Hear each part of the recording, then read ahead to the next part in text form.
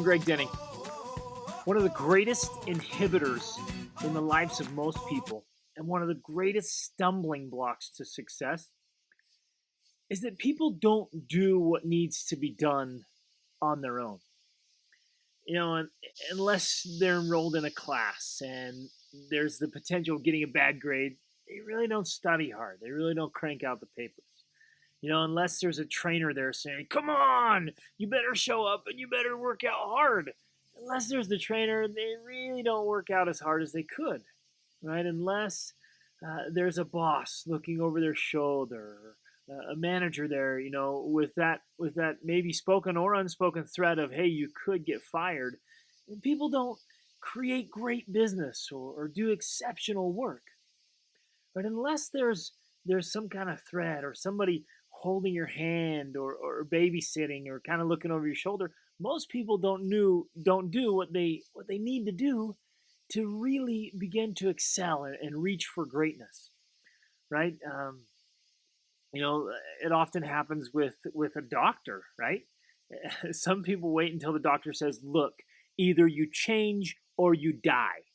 Well, wow, okay, I'm going to start eating better, I'm going to start exercising, or practicing a skill or a musical instrument.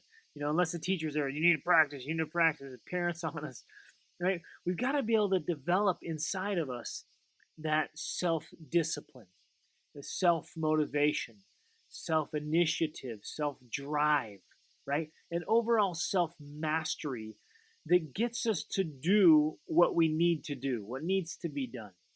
And it's got to come from within, right? This personal power plant. And uber successful people have learned how to do it. They've learned how to get it from within, to get that drive. So they're not sitting around waiting for someone to, offer them a great job or give them this a raise or a paycheck or a new position. They're out going after it, right? They're making it happen. They're not sitting around waiting for circumstances to come to them. And that's the difference. And that's where we really need to shine. This lack of self-determination and self-drive, it's like a giant anchor that keeps us back from our dreams, that holds us back, like this chain, this tether that holds us back from really running fast and climbing high and reaching greatness. So what do we do about it? Well, I guess there's two great lessons to come from this. Number one, by all means, get a mentor or a coach. If somebody's going to help you do it better, then do it. I mean, the best Olympians in the world have coaches still. The greatest businessmen have mentors and leaders. We all need them, and we all got to have them. And so by all means, get a mentor, get a coach. I do some mentoring and some coaching. I have mentors. I've got different kinds of mentors. Some of my mentors and coaches have been dead for centuries, right? But I still read their stuff. I still think about it. I still have some of them, my favorites in my mind. I say, what would Theodore Roosevelt Jr. do? How would he respond to this? And I love that. I love those ideas. And they get in my head. And James Allen and Orson Swett Martin and these Charles Dickens, these great thinkers, great leaders. Read their stuff. Get that input into your life every day. What would they do? What would they say? What would they suggest? If they were standing by your side, how would you respond? Begin to act like that. Get some live mentors. Read great books. Follow great leaders. Find the people that are really succeeding in the area you want to succeed, and pattern your life after that. Go after those principles.